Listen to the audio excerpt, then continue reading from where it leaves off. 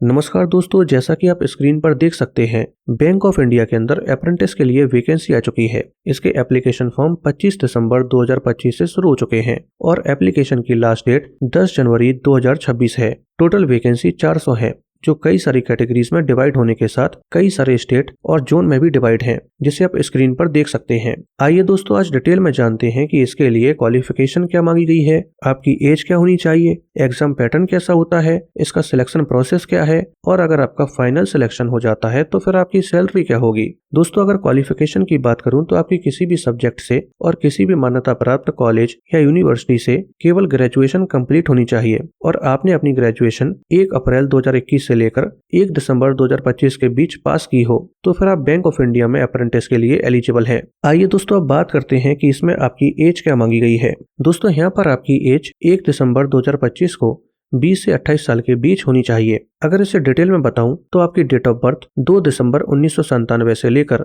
1 दिसंबर 2005 के बीच है तो फिर आप एलिजिबल हैं। इसके अलावा एज में रिलैक्सेशन भी दिया जाता है, जैसे कि अगर आप SC/ST कैटेगरी से बिलोंग करते हैं तो फिर आपको 5 साल एक्स्ट्रा दिए जाएंगे, यानी कि आप 33 साल की उम्र तक इसका एप्लीकेशन फॉर्म भर सकते हैं। इसी तरह से अगर आप OBC कैटेगरी में नॉन क्रीमी लेयर से बिलोंग करते हैं तो फिर आपको 3 साल एक्स्ट्रा दिए जाएंगे। आइए दोस्तों, आप जानते हैं कि इसका सिलेक्शन प्रोसीजर कैसा होता है। दोस्तों, इसका सिलेक्शन प्रोसेस 2 स्टेज में होता है। पहली स्टेज में ऑनलाइन टेस्ट होता है, दूसरी स्टेज में लोकल लैंग्वेज का टेस्ट होता है। पहली स्टेज में ऑनलाइन एग्जाम होता है जो 4 सेक्शन में डिवाइड होता है। पहला सेक्शन जनरल और फाइनेंशियल अवेयरनेस का होता है, दूसरा सेक्शन इंग्लिश, तीसरा सेक्शन मैथ और रीजनिंग और चौथा सेक्शन कंप्यूटर नॉलेज का होता है। हर एक सेक्शन में 25 क्वेश्चंस आते हैं और टोटल नंबर भी 25 ही होते हैं, क्योंकि हर एक क्वेश्चन 1 नंबर का होता है। इस तरह से चारों सेक्शन को मिलाकर टोटल क्वेश्चंस 100 होते हैं और टोटल नंबर भी 100 ही होते हैं। इस टेस्ट में आपको 90 मिनट का समय दिया जाता है। आपकी मेरिट 3 सेक्शन से मिलकर बनेगी,